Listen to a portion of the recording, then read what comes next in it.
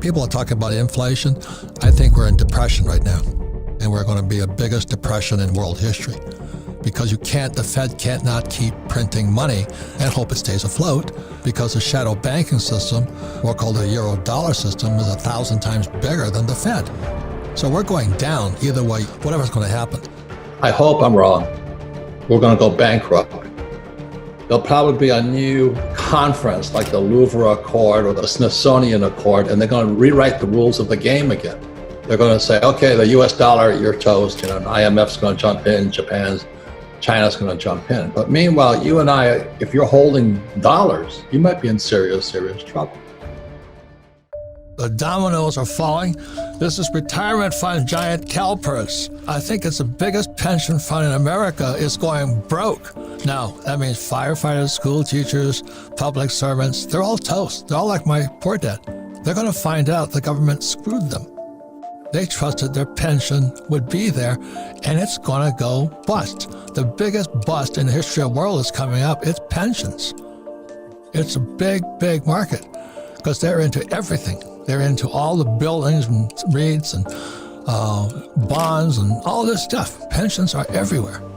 So this is the most important program. If you're a baby boomer or if you have parents who are baby boomers, watch this program. My concern is it is the end of the American empire.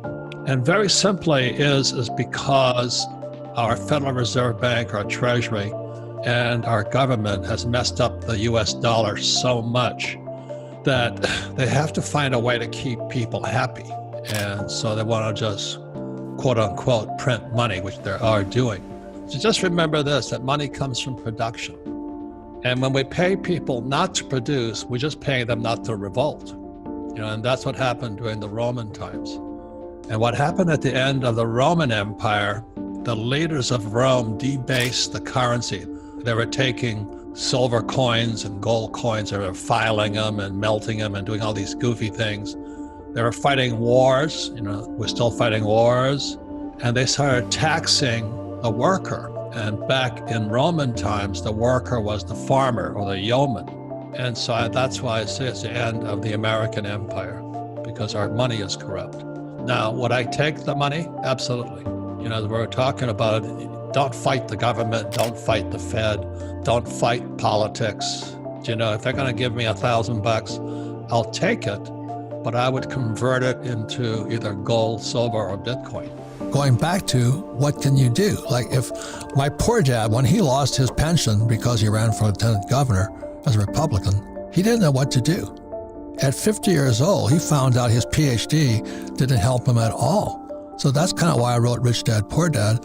My family got so upset with me. How dare you call your father, he's a PhD? How are you going to call him poor? Because the facts are, he was broke. At 50, there was nothing on his fund. He didn't know what a financial statement is.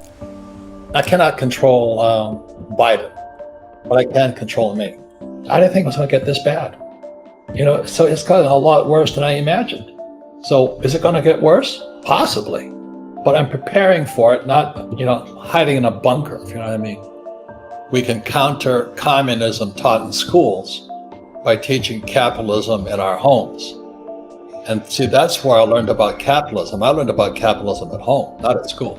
I learned communism at school. But the media is now completely, as you know, on the dark side. I am fighting for capitalism because capitalism is about freedom.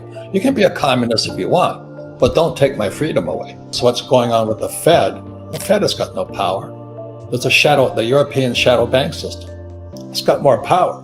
But the Fed, what they're trying to get us to believe is that there's inflation. It's really what's happening is we're in depression.